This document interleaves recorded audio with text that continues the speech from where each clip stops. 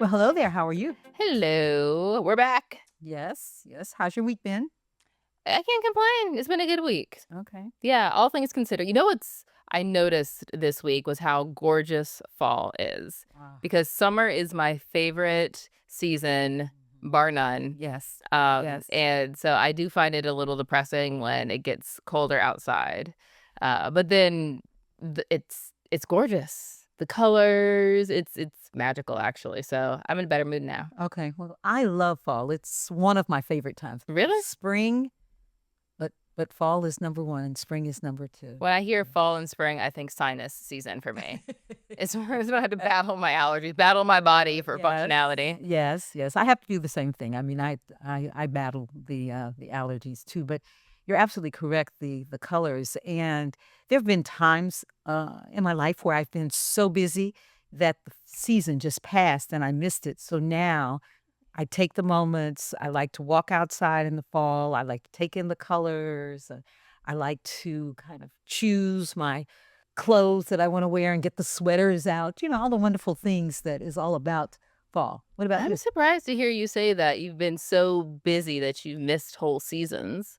I mean, I In do my know that life. in your In my life. life. Yeah, Mhm. yeah, because that's very that's very busy. Now, when I think about living in a walking city, perhaps that has forced me to pay more attention because you're out in the elements more because you're walking around more. Mhm. Whereas when you're in the Midwest and you're either indoors or in your car or back indoors, maybe that lends itself to missing whole seasons. But I'm glad you can now appreciate or you've um, managed your life in a way, your schedule in a way where you can now appreciate the I seasons. tell you when I realized it during the pandemic when we were indoors for that 2-year period of time, Was it 2 years?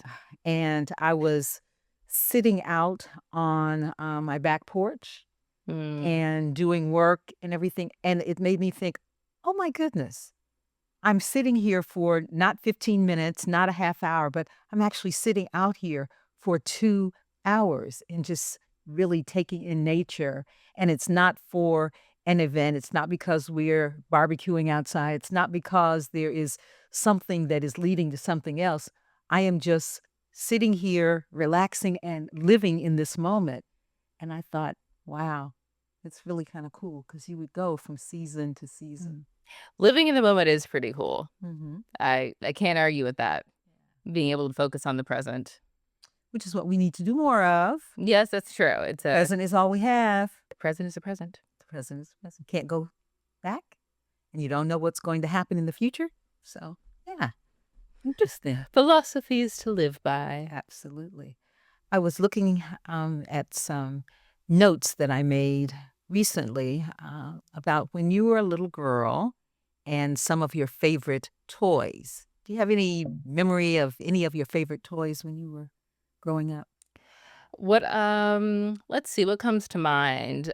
I loved Disney, and you all were really excellent in bringing me and my best friends to Disney on an ongoing basis. I'm talking about the Disney in Florida. Right. And, so at some point, you all got me a massive Minnie and a massive Mickey.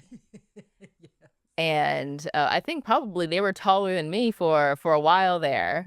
Yeah. So I remember playing with them and those being super cool and a little unique. And then, I was dolls, probably. I had plenty of tomboy phases, but I'm certainly a girly girl who is into my dolls. When I think about dolls, I think about American Girl. Mhm. Actually wonder is Mhm. American Girl coming back, or does it still exist? I don't even really know, but the stories were cool, um, and, yeah, Addie was Addie was a black girl at the time. yeah, yep, she was. I mean, her story wasn't cool because it was all about, like, slavery and things, and I realized that that was the time they were starting to integrate what stories black dolls should have, and let's it can be more than that. There's so much more to us than just Yes, that yes. particular piece of our past, but, having a black doll and having Addie was cool as well. It was really beneficial for, African American mothers to be able to purchase African American dolls because when you were first a little girl, when you're first born, there weren't a lot of, black dolls out there and, very few. In fact, I remember thinking about the Barbies. Now, Barbie came into existence in the late 50s, but they didn't have Black Barbies. In fact, they didn't have Black Barbies until the 1980s. And So did you have a so, black? So you didn't have a black Barbie, or uh, did you have Barbies at all? I didn't have Barbies. I could see my grandmother not being down for No, she Barbie. was not. Actually, never mind. See that? Yes, no, Bar. And she's like, "Here's a book." Yeah, that's exactly right. But I had dolls, and my favorite doll actually was a doll with green hair, and that's what I called her actually. And I would carry her around with me. Did we ever inspire you to have green hair? No, it did not. Okay. But I had this little white doll with green hair when I was a little girl, and we didn't have black dolls when I was growing up. And then my last doll. But then did you have white dolls, or did you just have I had white dolls. okay. I had white Okay. dolls. Okay. And actually, I played with paper dolls too Okay. when I was a little girl, and little paper clothes that you would put on the dolls and everything. And then, and when black dolls started coming out, then I bought myself some black dolls because I just thought it was really cool to be able to have black dolls. So that was a point of discussion, I guess, with you and your friends. I don't know, like when I was little, I guess is when what an interesting time to have a girl, or a boy. I guess it truly doesn't matter, but to have to contemplate what kind of toy to get your child based on the types of exposure and experience and inclusivity you want them to have. Well, it's true because the whole Barbie experience, when they created the first Black Barbie, was in 1980, and So it wasn't Issa Rae last year. I remember hearing you said no, no, okay. no. But Okay. to Mattel's point, they have included over the years several dolls of color, and they've made them a part of pop culture and society, and they've patterned them after lots of different African Americans. But when they created the first Black Barbie, they hired a Black designer to Good. come up with the clothes and the way that Black Barbie would look. And what was interesting about that particular time is Mattel would make friends of Barbie, other kinds of cultures, but not a Black Barbie. So they Never then centered. yeah, then they decided that they would have Barbies of all cultures, all sides. You're missing a massive piece of the market. They absolutely did, and so it became a worldwide tradition then to have Japanese Barbies and Chinese Barbies and Mexican Barbies, and then they began to have Barbies of all sizes and shapes, which was really different because, as you know, when Barbie was first created, she was teeny tiny. Well, her proportions, I don't think made sense for a real person. She would tip over. I think it's what Those teeny weeny little bitty Barbie shoes and yeah, everything. But because I like pop culture, I went to the Cincinnati Museum and they had a display of the history of Barbie when Barbie was Oh, so you can created really and speak to this stuff. then. I mean, Well, you have like a I mean, personal experience. You've I been to can. museums and Right. expos on it. And the expo was wonderful because it went through the history of the Barbie doll, and it went through all the multicultural kind of experiences that Barbie had, and it talked about the clothes that were designed and how they hired some high fashion designers to be able to really create some Make of the the tiny Barbie clothes. and everything over the years. Yeah. And so It's fascinating history. well, it was a Storied fascinating history, too. It was, and then when you get to the point of when they created the African American Barbie, and they had to create the hair, and they had all these different samples in the display. Like, now what do we do? Well, Not black hair. because they didn't know what to do, and it was a different kind of experience, and so I relate that to the fact that I was looking for dolls for you to be able to relate to, and when you mentioned the uh, the Addie doll and the fact that we were able to not only get the doll, but also we had the hair that matched her hair, but we could also buy a dress for you. Well, she your needed a size, dress. and So we weren't doing yes. She needed some new clothes. But I think Black mothers at that time really could appreciate the fact that there were a lot of variety. And then I bet it sold well. it did. It sold really well, and the industry just really blew up, and so there were a lot of other choices that you had. Since you have good background on this, what did you think of the movie that came out, the blockbuster hit? I thought that it was a good attempt by Mattel Ooh, to nice. tell the story. And for those who saw the Barbie movie, it was really talking about the cultural phenomenon, and it was trying to make Barbie everyday Barbie. They also tried to pull in Ken to that the whole storyline. It was successful financially, but it was not necessarily multicultural in the approach, although they did have all of these women who were portraying Barbie, who was supposed to represent the Barbies of today. So what would you have liked to see outside of just representation, to make it truly more multicultural in your eyes? Because you have more history Well, on it because than I that. like pop culture and looking into something like that. That's a good question. I hadn't really thought about what I wanted to see. I Okay. just, but maybe what would have been, perhaps what would have been a little more interesting and would have been able to relate to us better would have been as they were developing the Ken character with Barbie Yeah, that was a and the mess. relationship. What did you say? I said that was a mess. So you saw it too. Now, why did you say that? I just thought it was a weak character, and it didn't have to be in that way. It was a little, uh, obvious. Like, you can make the points that I think they were trying to make with some more complexity. So I think that's I mean, I wish I could, like, be super detailed about it, but generally, I just found it to be quite basic. Exactly. And so if you're going to spend that kind of money and if you're going to have a a character that's that popular, then let's do a really better job in writing the dialogue and developing the relationship. Yeah, and the character So development. I think so. But it made money. It did what Mattel wanted it to do, and it kind of moved forward. I wonder if they'll ever have an American Girl movie where they have I'm actually surprised that they hadn't. the Addie and Or have you know, they? Maybe we missed it, 'cause well, I shouldn't be surprised, who knows? So pro tip, somebody out there, don't use ChatGPT, but find a way to develop a a really good American Girl story. the conversation when you were younger though had to do with the role of the doll in a child's life, and what does the doll represent? How do you introduce dolls to your daughters and maybe in some instances your sons as well? But what does the doll represent? Do you have any idea of what a mother would be thinking about when she buys her daughter a I mean, if doll? I had to guess, probably just like a friend. Absolutely. Yeah, 'cause I mean, kids have imaginary friends, and it's almost like a physical manifestation of a friend. So a fantasy friend who can do whatever it is you want her to do with you, and that you can play with, and you can take wherever it is that you want to go. Ah, And so you have experiences that are similar. And because I was the kind of child that had a big imagination, and and the type of adult that has a big imagination.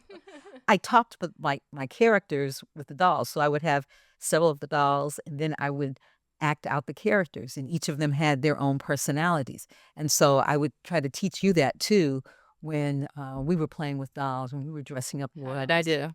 do? Not quite as creative as I Yeah. am.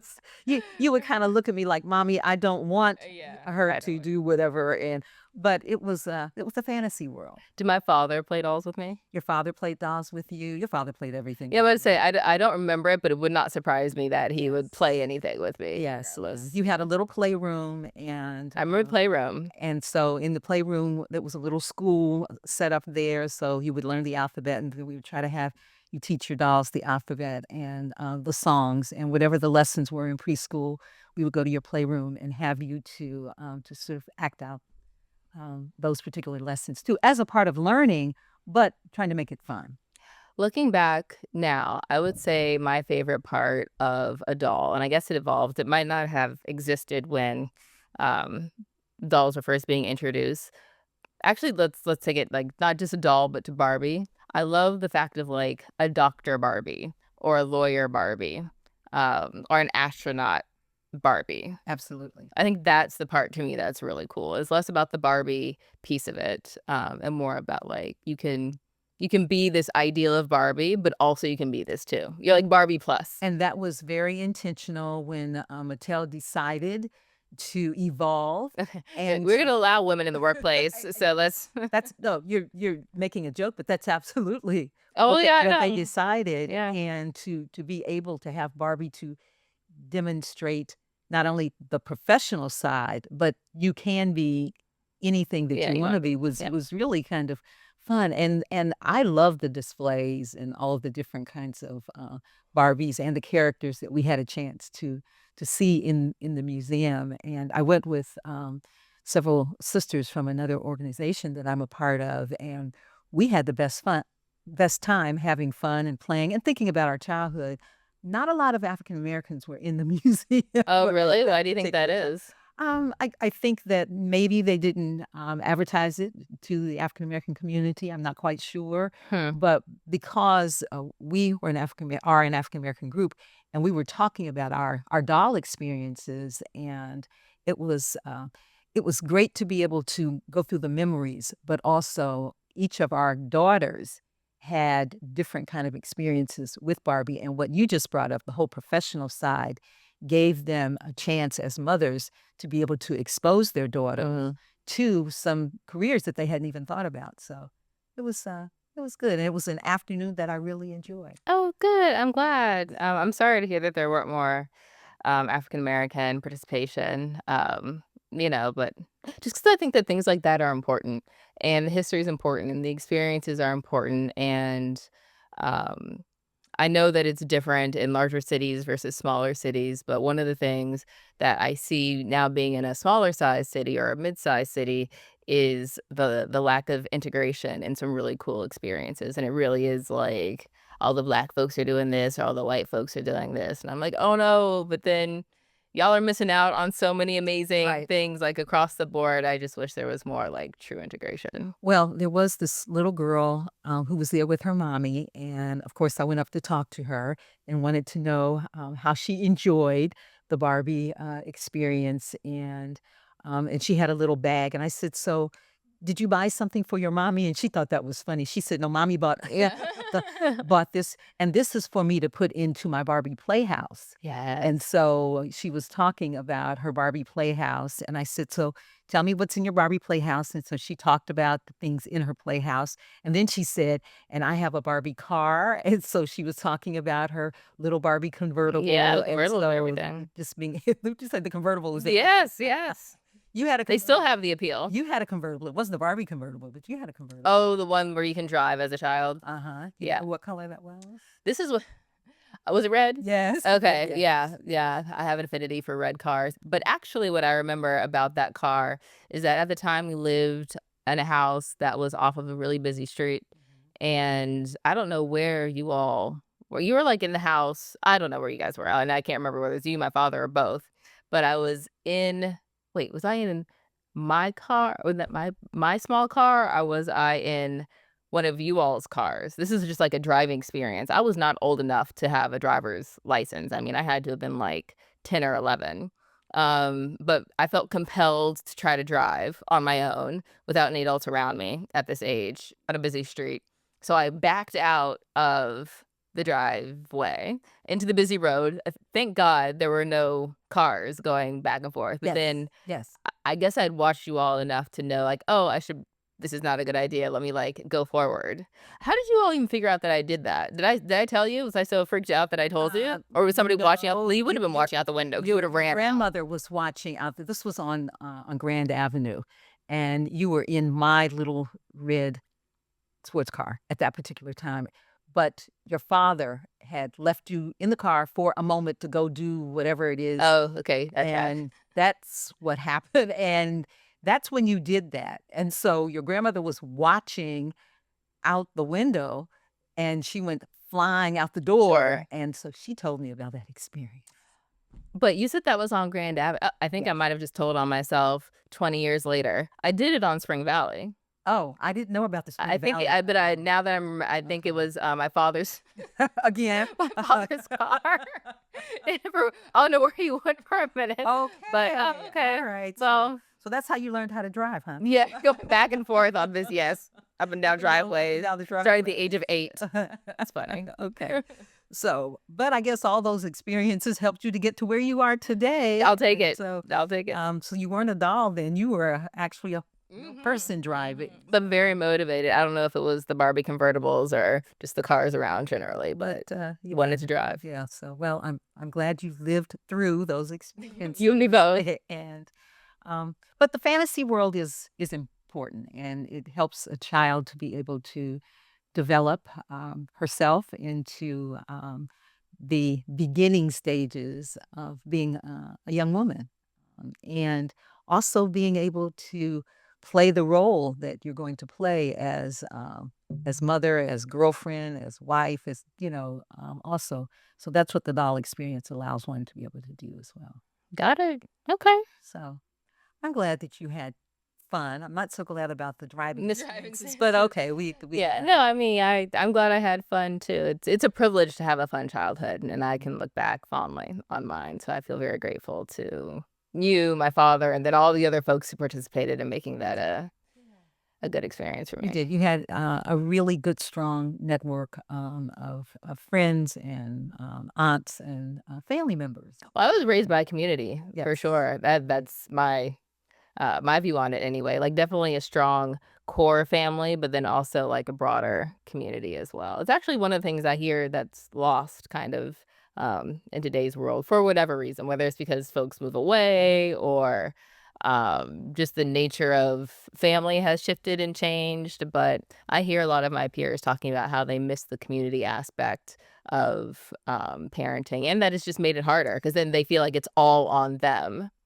Well, we have the family reunions that we have the memories of for so many years, and part of the reason When you say so why many years, you mean like was it 65?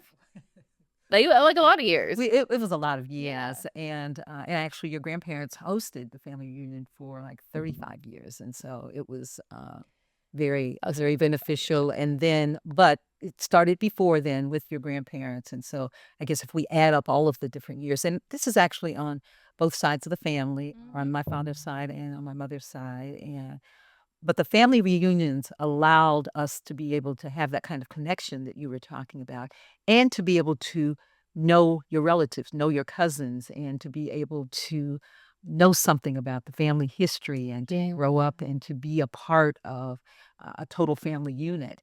And that reality is very much a part of what's missing in some families, in some relationships Sure. today. Well, it's a tough thing to do. I give a lot of credit to my grandparents and then the other members of family that have kept it going in different ways because it's a lot of work to put on a family reunion. It is a lot of work. The one we went to last year, one of your cousins, she initiated it, and then the rest of the cousins rallied around. And so this is not your generation, but a generation that is a little bit older than you Yeah, I'm not ready yet. at some point. Well, you'll be ready soon, hopefully. I know that. Folks feel like I'm ready. They're like, Donica, now it's time. Now it's time. But I mean, you really, as a unit, you have to take it over. Yeah, And yeah, so, I understand. and because it is a lot of work, but it is beneficial for all the things that we have It's worth it. about. It is Yeah. worth it. And you were talking about one of your cousins that you have just recently reacquainted yourself with, and part of what she wants to do is to know more of the family Yeah. and to get to know the individual she doesn't know well, but also she has a daughter, and she Mhm. wants her daughter to be able to know the cousins that she doesn't know and to grow up.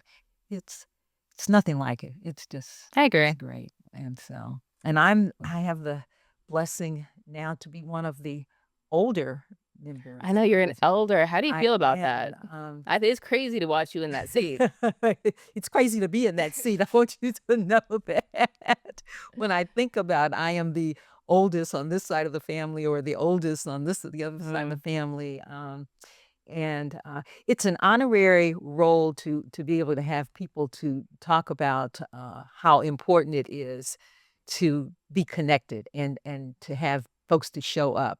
and for me to be able to feel like showing up too. I mean, Taking it's care of yourself. good to be able to feel good and to take care of Yeah, yourself so you can connect and be able to move around, and so that's a true blessing. Well, I have good news for you. I was listening to another podcast. It was Oprah's podcast, actually. It was an older podcast where she was interviewing Maya Angelou. And Maya Angelou had either just turned 80 or 81 or was early in her 80s. And so Oprah asked her, um, how is it? How do you feel being in your 80s? And she was like, it's fantastic. I totally recommend it. Like, if you can do it, Okay. do it. Do it, huh? Which I just think is so cool. Go Maya. Yeah. And thinking about like each decade of your life and all of what you gain and can experience and look back, but also look forward. Yeah, so when you think about the kind of woman that Maya Angelou was and what she represented in terms of being an African American female, having gone through the various challenges in her life and what she was able to accomplish in spite of a lot of the various difficulties that she had, and then to hear that she said in her 80s are still great. So that means that she not only lived a good life, but she was feeling good about living the good life. Mm-hmm. So Yeah. that's pretty cool. It's very cool. Yeah. On to 80. Hey, I'm ready. I am ready. 1 year at a time, one day, That's true. one day at a time. Yes. Sometimes it's 1 hour at a time, 1 minute at a time, a second at a time. But yeah. Yes, I think What they say, but just keep moving forward. keep moving forward. I think that's what God wants us to do.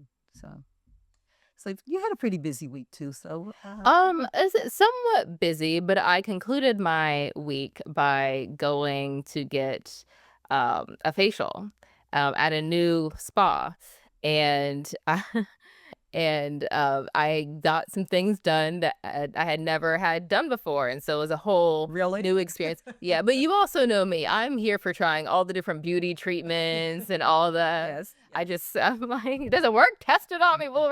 Is it the magic pill? So I got dermaplaning done. Do you know what What is dermaplaning? It's where they scrape off all of the outer layer of your skin. Dead skin, old skin. Yeah, I think all that.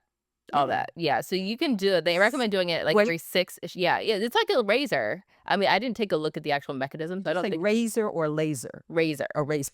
Yes. Okay. Yes. But actually it made me think of there was a time period a few years ago where women were talking a lot about shaving their faces. Yes. And how and so I was like, I Yes. guess this is just it on a different level and doing it all over. Dermaplaning. Yeah. And then a light chemical peel. Okay. All right. Which I've always been, so I have really sensitive skin, Yes. right? As you know. I know. Yes. It's been that way since I was a baby. Yep, since you were a baby, and because you're fair skinned, Yeah. not only was it sensitive, but it also you easily bruised, and so I also turn bright red immediately. well, you do that too. Yes. Like any type of irritation, it's like tomato. In fact, I could always tell when you were getting ready to cry. Yeah. Because the bright red would show up first, Yes. and then you would, start. It's They will true. so It's nice to be- true. Mhm. Professionally, they tell me I have like an excellent poker face, and I was like, that's only if the emotions aren't involved. Because I'm like in my mind, once the emotions are involved, That is true. you will see me change color. Yes. Yeah. So I say that to say that I've always been a little skittish of chemical peels. Yes. It makes me think of that Sex in the City scene or scenes where Samantha got a chemical peel before going to a funeral and had to wear like that bee. And anyway, so that was the image I had in my mind. Yes. Yes. I remember that was funny. I mean, yes. Such a good series. Anyways, but she convinced me that it would be okay that this was the light chemical peel, and I was like, and I can do that with the shaving because that just feels like a lot. And she was like, Right. yes. Okay. And so I did it, and it's good. Like I highly recommend if folks are into face treatments, and you don't want to go like the full laser. This is another one of my current requirements. Anything that I do has to have a quick recovery time. Like a lot of these treatments, they're like, okay, your downtime's like 5 days. And I'm like, what do you mean downtime? Or like 3 to 5? Yeah. And I'm like, "So what does that mean?" They're like, "Well, don't wear any makeup, you'll be red, your skin might peel, you might have some flaking." I'm like, "But what if I have meetings tomorrow? Right, What are you right. talking about?" Yes. And they're like, "Well, yeah, just find some time." I'm like, "So you expect me to block out, like, a whole week just for," and I was like, "But how do women do this? Because that's a Especially real commitment." working women, yeah, Yes. that have other responsibilities. Yeah. Yes, yeah, because I mean, these treatments are expensive, so I imagine I mean, you might get your money from other things, but yeah, working women. This particular facialist said that, the women that she services, most of them have gotten to a point where they just don't care anymore. So even if What do you mean they they're don't care anymore? I mean, like my age and they don't care what they look no, like? no, What? no, they care what they look like, but Okay. usually, they are, like, full beat, full face of makeup, but when they go in for a treatment because they love the results so much and they know what the results are, Okay. they will just go into work the next day, peeling and Looking red, looking oh, crazy. They're like, "It's fine because 'cause I'm gonna look crazy for this week, and then I will be, exactly what I want to be the week following." so you got And I was like, "I'm not there yet." dermaplaning, then you got the chemical peel. Anything Mhm. else? Not in that session. No, not in Okay. that session. That was plenty. And I went in particular because 'cause I'm dealing with, like, a hormonal breakout that's just driving me insane. Because I also in case folks care to like, I have really acne-prone skin. Yes, you do. So I'm Yeah. constantly trying to figure out ways to mitigate that, and just maintain, clear skin, besides, like, the drinking of the water and watching your diet and double cleansing and all the things, And but the exercising that, is allowing you to have your pores to breathe and Mhm. so you do have sensitive skin and I still have breakouts even in my I mean, 70s. I get So this from you and my father. yes, Yes, yes. I yes. Yes. Yes. I blame both of you. Absolutely. Absolutely. But I think it's real important to know what the current trends are and what can really help. So I applaud you for moving it forward and trying some new and different things. I remember talking to my grandmother about her skin years and years Yeah, ago. what's the old school Well, stuff? 'Cause well, they look what great. was interesting, it's because I was in media, and so I was always trying to make sure that my skin looked a certain kind of Right. way, and I just was talking to her, and I said, "Grandma, tell me, what do you use Yeah. on your?" Because her skin was Yeah, beautiful, it was. and she said, "Vaseline and Noxzema." Oh, Lord. And I Well, said, "What else?" And she said, "That's all." I had 11 kids. I was working here, I was working there, I worked in the fields.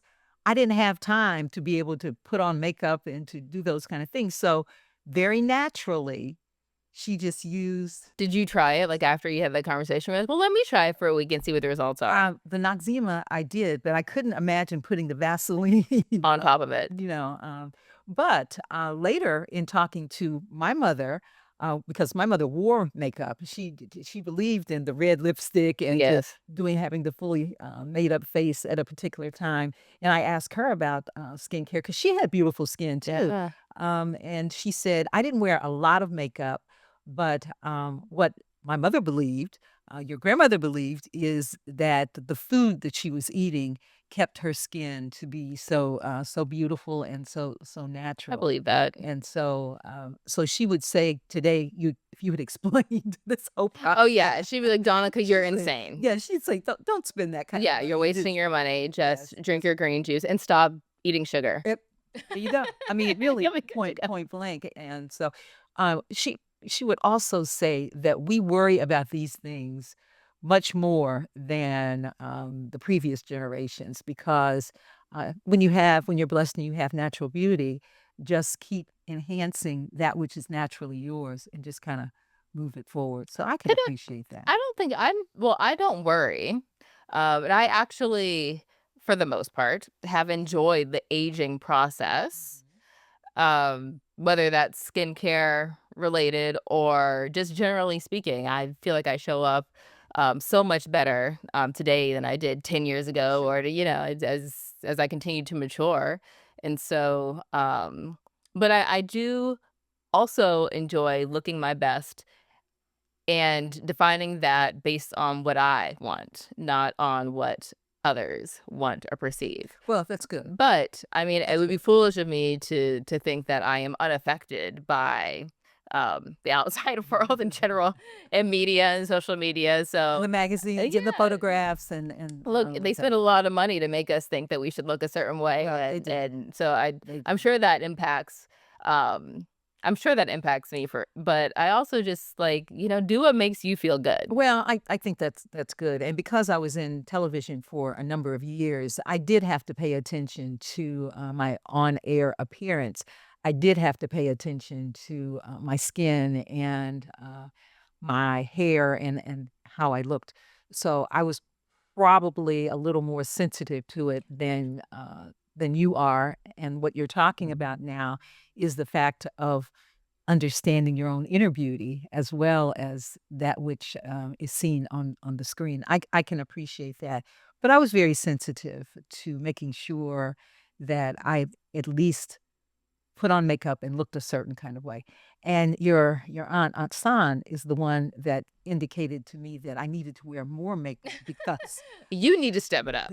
that's exactly right. She was Let me watching help me. you. She was watching me on the TV show that I was doing, and she said, "Your eyes need some makeup. Your eyes don't even look like you have any. No, really, you don't have any mascara or anything." And I said, "I don't have on any." She said, "What do you mean you don't have on any Going on mascara?" TV without mascara is Well, crazy work. because so she said, "Okay, what we're We'll going call to do." confidence. I didn't think I needed it. I I understand, and I I understand. actually Hey, did when you I got it, you got Hey, I was working on the skin. I was Yeah, yeah, thinking yeah, about the yeah, powder. yeah. I was not thinking about the Take eyes. it in steps. That's exactly right.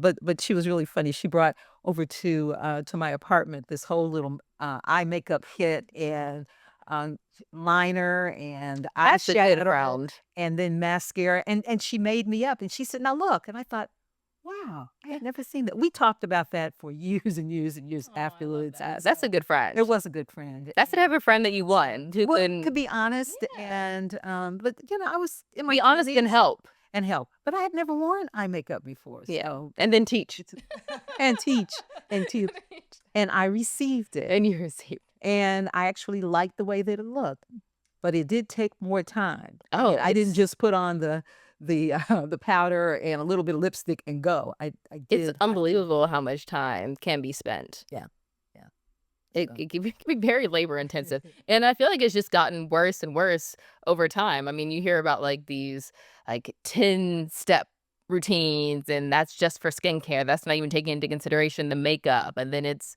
the base and the concealer and the foundation and then the powder and then the setting, and that's just for, like, the skin, and that's not even, like, the eyes and the eyebrows. I'm like, "What is going on? It's too much." what do you think about how men see us and what women do to be able to go through all of these processes so we could look a certain kind of way? Oh, that's Positive hilarious. plus factor or negative? What? That's interesting. So I think if you were to ask men, they would say that women dress for them. And I think if you were to ask, well, different women, women are not a monolith. Neither are men. That's true. But I would say my experience, women dress for women and they dress for themselves. And if the men are there to appreciate and they do appreciate, great. But if they're not, then that's fine too. Isn't that the way it should be, though? You should dress for yourself. You should be able to be comfortable with who you are, what you are, and how you feel about yourself, and just lay it all out there for you. I think so. Yeah. I How mean, you get to that's that point, though? Ooh, so in my particular circumstance, I had the benefit of having you as my mother, who spent a lot of time focusing me on developing internally and other skills, and focusing a lot less on any of the external appearance Mhm. stuff. We did a little bit, you didn't want me out here looking crazy, but we focused a lot on the other stuff. And so that's what really gave me the confidence. And anything else, I'm like, oh, that's cool, but that's not what I'm rooted in. I'm Sure. rooted in like all these other things. And so I Right. had a pretty solid foundation. I think that's what's key. Because if you focus on the other stuff, it ebbs and flows. It comes and It goes. comes and goes, right? Ebbs and flows. That's what comes goes. That Yeah. that reminds me of, an article I was reading about the word of the year. Dictionary.com every year comes out with a particular word that is like the most popular word of the year. Have you ever Right. felt this at all? No. No. What? What? Okay. So what's the word of the year for 2025? Because when you said, ebbs and flows and goes and comes and all of that, the word of the year for this year is 6-7. And when I heard that, I didn't understand what it meant. It's not even one word. That's two words. Well, how about that? It is. And No, what it means is this or that, or kind of up and down, or any and every. And so as I was reading the different definitions about it, it reminded me that different generations, different societies, different people come up with words that are meaningful to them that the rest of us may or may not really appreciate. Last year, the word of the year was demure. Oh, a lot of people. I hear people saying that all the time. So that's where they got that from. Well, yes, probably dictionary.com for last year, 2020. I wonder how they select these words. Now, that's a good question. I have no idea. Yeah. But in terms of your own self-worth and in terms of being able to enhance who you are, what you are, and everything. Yeah. And on your own terms. Because for me, like, style is fun. And makeup to me is fun. And dressing up is fun. And you can look one way one day and another day looks totally different and a different style and different. Like, it's just, I think it would be very challenging for that to be like your identity. But I think it's definitely fun when it is in fact just something that you can play with. Which is why when you were playing with the dolls, we could make them up and we could do anything and everything. So this is where it started young. It And this doll is doing it this way, and this doll is doing it this way. That's exactly right. So see, it comes full circle in some way, shape, or form. It always does. Good. Yeah. Well, good to talk to you, my dear. Good to talk to you. Until next time. All right. Bye-bye. Bye.